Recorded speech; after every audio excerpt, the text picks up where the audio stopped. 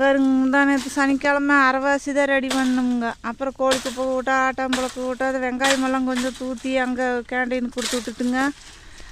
இன்றைக்கி வருங்க அரைக்குட்டை காலையில் பிடிச்சி வெட்டிகிட்ருக்குறோங்க. இன்றைக்கி பொம்பளையாள் வந்து 2 பொம்பளையாளுக்கு தான் வந்தாங்க.